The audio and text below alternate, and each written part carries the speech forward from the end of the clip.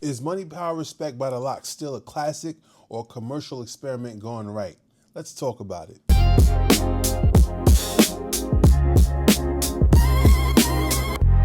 What's going on, y'all? It's your man Lighthouse, and you're now tuned into another episode of Everything for Everybody. And today we'll be stepping back into the glow of memory to revisit one of my teenage pillars, the Lox debut album, Money, Power, Respect. January has a way of stirring nostalgia, and this one pulls me straight to that era where Bad Boy was on its run. The album dropped January 13th, 1998. At that time, I had every mixtape that the Lox was featured on, and the Lox was everywhere. On Clue tapes, DJ Envy, when it was DJ Envy and Big Splash.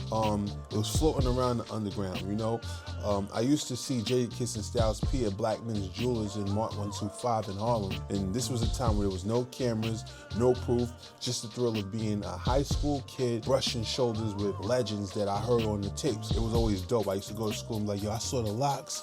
And everyone was like, yeah, right, you ain't seen no Lox. Even if you had like a disposable camera, it wasn't the thing to just be like, yo, can I take a picture with you? You know, back then it was like, yo, can I get your autograph? You know, but even then I was just like, I'm not gonna even ask him for the autograph. I only asked DMX for his autograph, and I think I showed y'all that or whatever. Back then I was really into hardcore hip hop. I loved the grit and the realism artists projected, and the Lox, each in their own way, carried that energy. But I was curious how that mixtape ferocity would survive the commercial polish of Bad Boy. Puff was an architect of transformation, and he was very big on materialism and just selling this idea of getting money and the lap of luxury and stuff. And he had a particular way in which he presented his art, which made it crossover and more palatable for a wider audience. If you entered his system, he was going to shine you up, and in the wake of Biggie's death in 1997, the label was redefining what hip-hop superstardom looked like. Life After Death, No Way Out, Harlem World, and then early 1998, Money, Power, Respect. By then, the Lox were already familiar voices within the culture.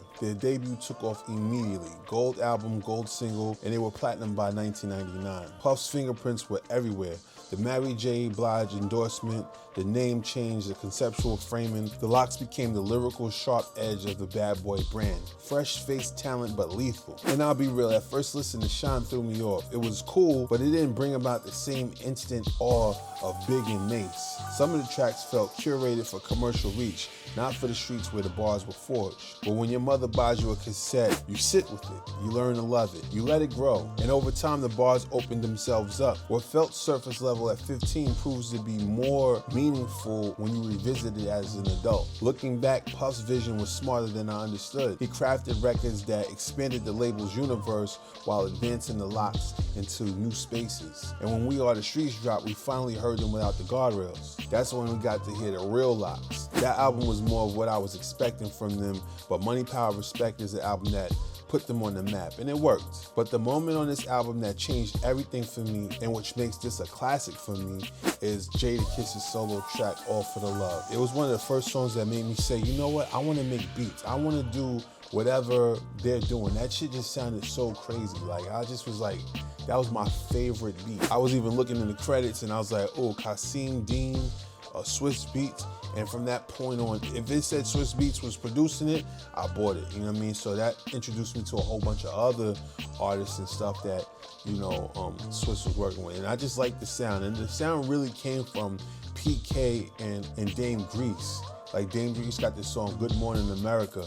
And that song right there, that was like one of the first ones that really got me going. Like, I was like, damn, this beat is dope. You know, it had Cameron and Hot Ones from Harlem. The other solo joints like Sheik's Gonna Be Some Shit and Styles Not To Be Fucked With showed who they will later become. Raw, calculated, uncompromising, and fully themselves. Heist was conceptually brilliant, even though I didn't really fuck with the production on it. I just felt like it was overproduced. It was too much strings. Like, when I listen to it now, I don't know if it's the way they mastered it for streaming, but like, it's just a lot going on with that beat. There were tracks I didn't love as a kid, yet tracks that I understand now. But the song Bitches from Eastwick remains one of my highlights. Proof that the Lox never forgot how to tell a story, even within the Puff system.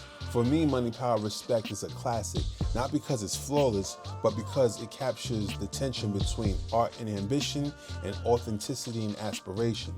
The locks push through the polish and let their true selves speak. But I'm curious to see what you guys think about it. Let me know if you feel like this album aged well or not. I think it's dope. This is definitely a part of my sonic DNA. Let me know in the comments. Remember to like, comment, subscribe, and I want to thank everyone for tuning in, and we got more stuff on the way, and we're gonna holler at you tomorrow. All right, peace.